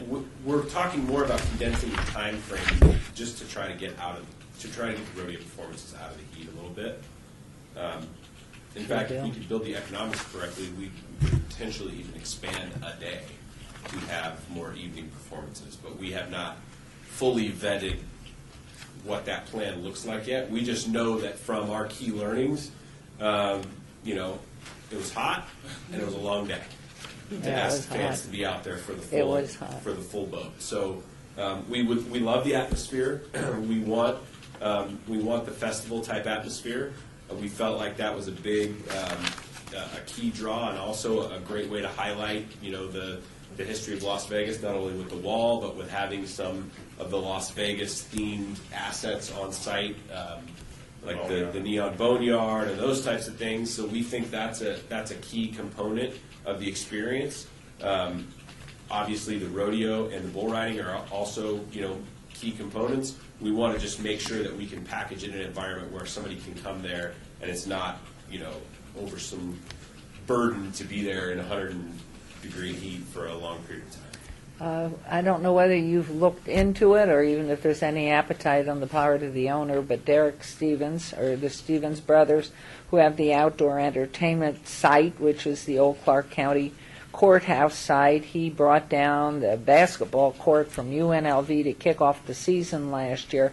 I'm wondering if any conversation, just to see if there's any appetite to do some prelims on that site, bringing down the dirt and fixing up that square block. It might be something he might be interested in doing, to bring another one of the programs downtown.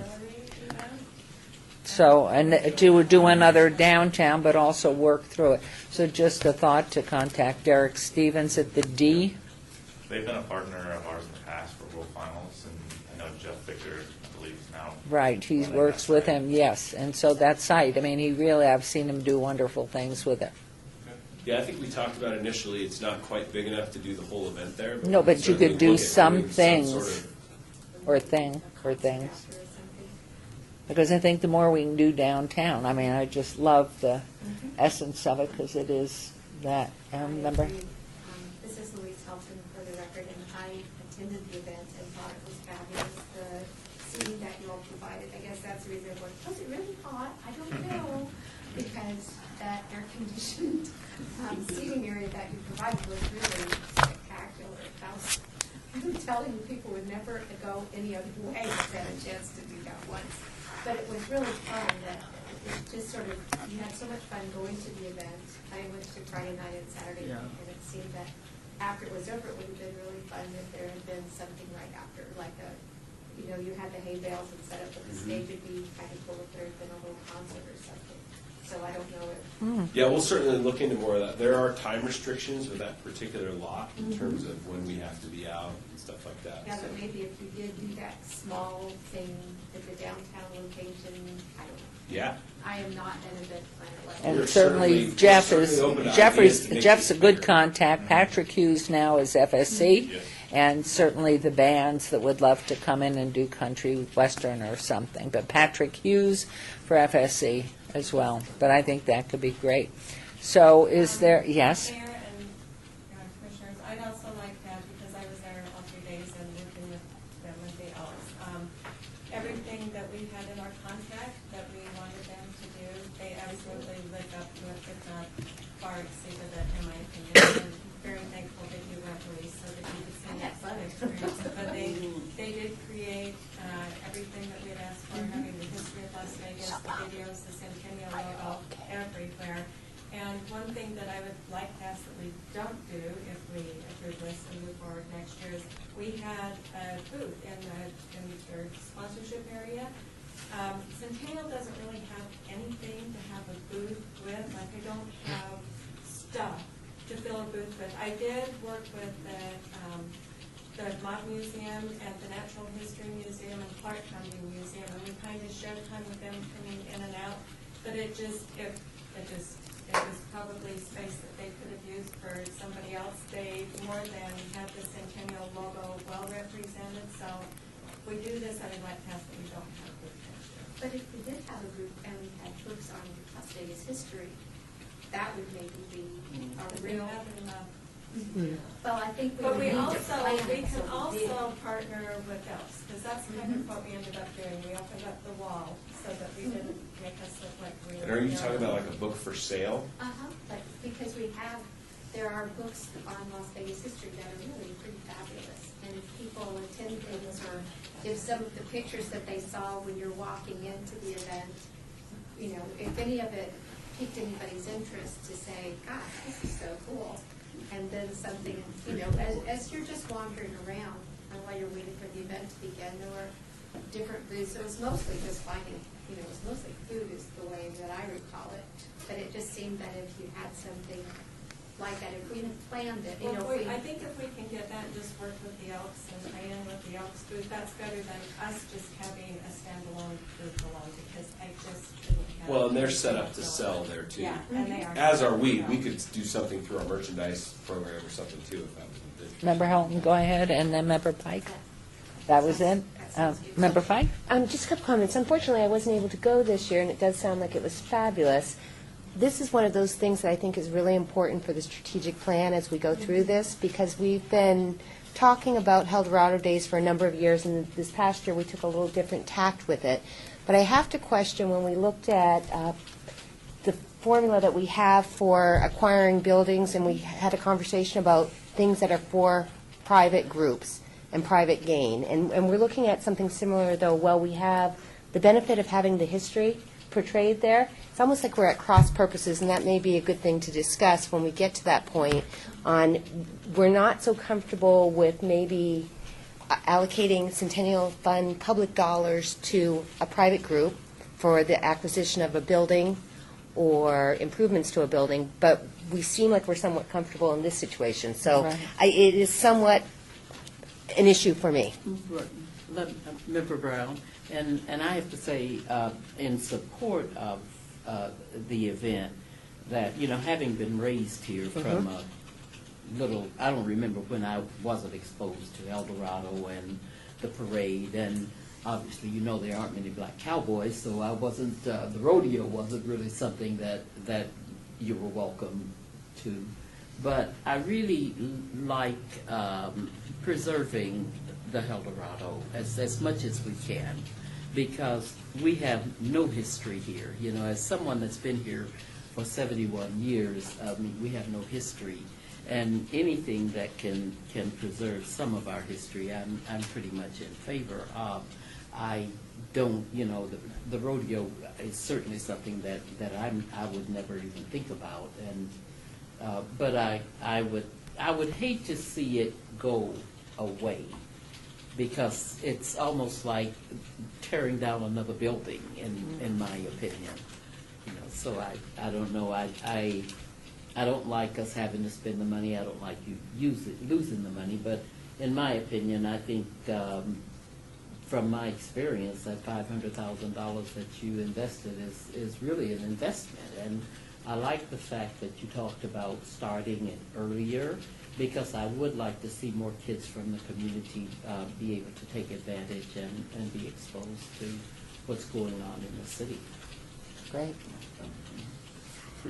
First of all, Eldorado is all of a sudden has now become synonymous with a rodeo, and that's not what Eldorado was. Eldorado was a community event with parades, with booths, with Boy Scouts, with elks and lions, and somehow we think the only way to preserve Eldorado is to have a rodeo. Okay, got it. No, but we can do that downtown. We can push that downtown. Yeah. Eldorado, bring I'd that like down. to become more of a community event, but Yeah, on and the that's issue what that it was, the carnival and whatever. Now, I can remember, you know, it was the only time we got to wear On pants in that school. long-range plan. question though for Esther, when the money this year, $300,000, you simply stroke them a check, or are there specific things that you pay out at once or pay out for specific things? They sent, and we actually didn't pay them until after the event was over. So the agreement was the $300,000 to go towards the production cost for the rodeo, and they submitted receipts and a final budget with all of the production expenses that it actually exceeded $300,000, but we paid the $300,000. It's an audited statement? It's their financial statement that they sent with their receipt of their backup that they paid the production staff. That sounds good. I'm sounding like this one. And the next question is, 300 last year, 300 now. Are we going to see it next year? Or the next year, or the next year, or when? I think the goal is that you wouldn't see us sometime at some point in the future, but I don't know what, you know, I mean, it really depends on if it becomes. What's that? I mean, I'd rather that we have some sort of formal agreement, formal date that this is not something forever and ever. Last year, they just asked us for 2 years, and it was going to step down. That's what I recall. Yeah, but this is not a step down. This is the No, same. this is not a step down. Yeah. But that's what they. But our understanding was that we couldn't do the 3 years because you had to allocate all that money at one time. We're not allowed to do that, but that was what they wanted, and so we were gonna have to take it 1 year at a time. We couldn't do it all at once, so this would be the year that, you know, we did 300,000, then this would be like the $250,000 a year, and then it would step down, and then it would go away, was what we talked about last year. To my memory. And it really was because we have been, when this commission was formed to celebrate the birthday of Las Vegas, we felt that it would be great to have fund the rodeo, the Eldorado thing for 1 year. And then each year it comes back, and each year we talk about, okay, what's the end in sight? And we were real close to this last time saying, goodbye, enough. And not everybody is here that was in favor of ending the funding, for a variety of reasons. When the attendance was down, we weren't happy that some of the money was being filtered through, and a lot of different reasons. So when you came on board, we said, okay, but we want to see, because we have lots of projects in town, lots of wonderful projects in town. Now, we're not going to guarantee this will you come back and with the idea that this next year maybe a little bit less, and then maybe the third year. So my question is, Are we gonna see you in 4 years? I would hope not. I mean, I think you're seeing us this year in all candor. We got a late start last year Yes. getting this thing Yeah. promoted. Yes, you did. That's why we're coming back for the 300,000 this year instead of, I think, the 275, which had been discussed. Right. Is because we did get a late start promoting this thing. We don't feel like we had all the wheels on the ground turning in the right direction at the right time. And this plan, the plan for this year is to put the full breadth and width behind this, to announce an on-sale date previous to the PBR World Finals, to promote it through all the channels that we can for an entire year. And if we lose $500,000 again next year, maybe we're back at this table having the conversation about whether or not we do this at all anymore. I don't know. I can't look out into the future. All I know is that in order for us to continue the event the way that we did it last year, with the rodeo included, we need this money in order to mitigate that risk for us. This is Louise Hudson for the record. I would be curious to know what metrics you would look to that you would see would be different this year with this early start. What are you looking to impact? Primarily is the impact, Attendance? the ability to the attendance, really. And so from 32,000 to what? What was Your our? goal- What's I our? mean, I'm not like holding you to this, but I would be interested to know what your idea of what success looks like. What was our our revenue projection was it on about a $50,000 head count? Yes, about 50,000. Yeah. I would like to suggest that as we go forward with the plan you're working on, that absolutely one piece be the concentration of Eldorado and what we can do downtown, so that we can integrate, and whether Derek Stevens comes on board and lets us use that, and then we do more for the historical events that Member Stoddall talked about, that really is our responsibility. To me, from everything I've heard and everything I've seen, you've saved us, and you've gotten us this far, albeit a little bit differently, because that's what you do. But I think it's our responsibility to make sure that we do those things we want. And I'm thrilled to death with what's happened. I'm thrilled to death for our partners from the Elks and everything that's happened. And I would, only because we're on a timeline and deferring to you, I'd like to make a motion to give them the $300,000, and pray to goodness that it keeps going down every year, and that you will be here at least another 25 years to see Eldorado really the way it needs to be in downtown. All right, I'll second that. Wait, we haven't voted. Yeah. Sorry. Well, you've got to vote for it because it's seconded, okay? Was that a motion? There was a motion and it was seconded. All in favor? Oh. Aye. Anybody opposed? Bingo. Thank you, guys. Thank you. But please, will you get back to Esther once you've spoken? I really think downtown could really move miles if Derek jumps in with Jeff Victor, and then we concentrate on what we can do down here, and that should be a focus of what we're doing. $300,000 was well spent to market Las Vegas. Yes. That was amazing. No issue with that. I think that was it's a great event, and it's going to draw more people, and it's the marketing, promotion, the name, the branding. I just need to make sure we're spending the money where it's historic. But it's our guidance. We have to guide it. That's not their role. That's us. So how More many, how TV many, stuff too, I think. TV. Like How the many feature that we did.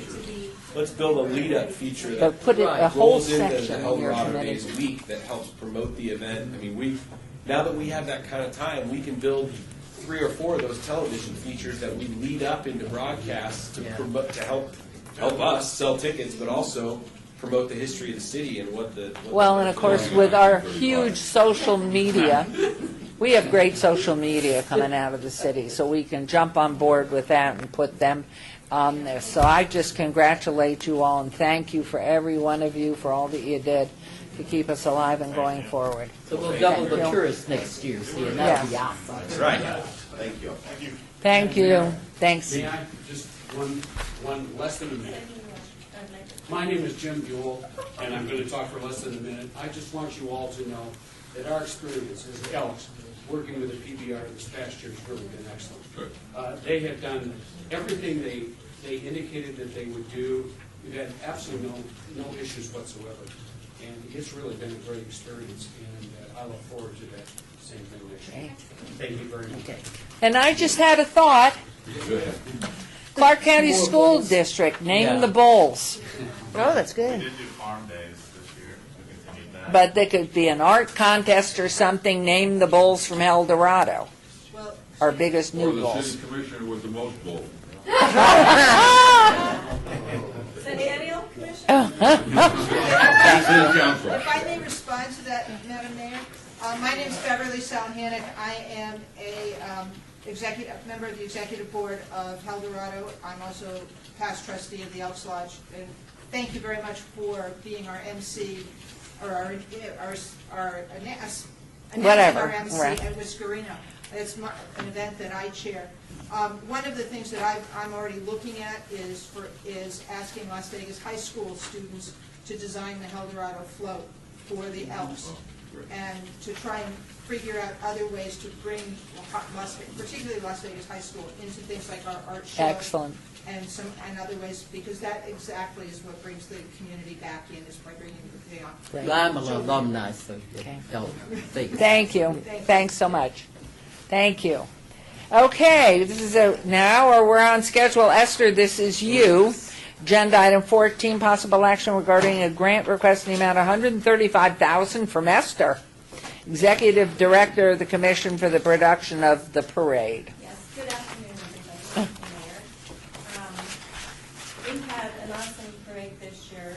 We had 114 entries, and we did the roll contest with the high schools and gave them $1,000 if they marched in the parade, if they were a marching band, and $1,500 if they would build a float and be in the parade. And we had 14 high schools participate this year. That's wonderful. Again, the word is From nothing. getting out to them, so I've already got our graphics team working on the online application, because I want it out in the schools as soon as school is back in session. So we had a great time. The mayor had asked to do a really cool award, so I just want to show you the award that we handed out on behalf of the mayor. This is the trophy. This trophy will now stay in City Hall. We're working on building a display case just for Centennial that we can put things like these in. So I'm working with a company that does our pedestals out in the front lobby to do a nice design case. We'll keep this. Bunny Springs won this year. They also got one of these, so they have one that they keep at their place. And then this is made so that every year we'll take off the name and put the new winner on. But I'm working on a display case right now that I'm probably going to have to come and ask for money for. To get a case. I don't know how that will work with Centennial friends. Anyway, so it was a great day. It was always hotter than Hannah on Colorado Day, and that was the case here this year. But we did our parade in an hour and a half. So something I have learned past years, and I've focused on it a little bit, but not as much as I should have. I would like to request, as part of my grant application, the money for the production and the metro and everything that I have to do. But I would really like to amp up my advertising just specifically for the parade, not for Colorado Rodeo, or not for, we've always been buried in that. I would like to ask for out of my $135,000 just to do a pretty decent advertising campaign just specifically for the parade, because I think I get maybe lost in a lot. I've got Gary Company right now working on that proposal. I would be more than happy to send it. They should have it for me next week, so you can see what I'm looking at. If anybody has any ideas or can help with the parade advertising, I'm more than happy. I know that Country has always been great with advertising, but I just feel like I need to advertise the parade separately than everything else. So my requested, and I've also included money in for high school marching bands and dance teams. Again, to hopefully get one of those high schools, because it was really cool this year, the number of bands that we had. That's really neat. And I need people to see it. Yeah. Yep. Does Cox, are they paying? Cox broadcasts it live. I don't pay for them. They broadcast it live. their radios on the Will the radio stations give you advertisement, or do you have to pay? No, you pay. You get added value from them if you do an ad buy with them, as Right. Mr. Solon can say, and they will give you extra added buy from it, but you still have to buy. Right. Same thing with the TV. I mean, Channel 3 has been so great with the Colorado rodeo over the years, doing everything to promote the rodeo, but I just need to somehow get the word out a little bit better. That's an about the investment. parade as separately. If you don't market, you don't know about it. Yeah, that's true. Does that break out any particular way? The 135? I actually did a small buy on TV this year. I don't know if you saw it, but we have it in Colorado commercial on TV. But it would be everything: print, posters, flyers, radio, TV, leftovers. I don't say them either any longer advertising on it, but heavy radio and TV. So of the one, Member Brown, of the 135, $75,000 you're requesting is for advertisement, then I would make a motion that we allocate $135,000 for the parade. Second. There's a motion and a second discussion, please. I would like to say that part of the reason that some people may not go is, to go to a parade, it's like, and then what? So it's like, and then we go to the parade, everybody says it goes by, and then what? So it's almost like if we had something at the end of that parade to do. Good idea. It's one of the things that's made their stages. well, the one, the St. Patrick's Day parade has always ended with a party at the end. And granted, it's definitely a brilliant affair with all the green beer and everything, but nonetheless, it's a festival at the end. Yeah. And so it's like if we had something else for people to attend instead of just a parade, I think it would be more successful. Okay, I'll see if Fremont Street Experience may do some programs, some entertainment on some country entertainment on their stages, maybe around noon to just keep people down. We would be dumping a whole bunch of people down. I can't imagine they wouldn't be. Yeah. Why they haven't come up with their own ideas. Well, You and got these food thousands of and people. drink. Keep something with We're them. actually going to be talking to their executive marketing team, coming up with information about how that wants and ideas that I want. Because even at the end, if they had all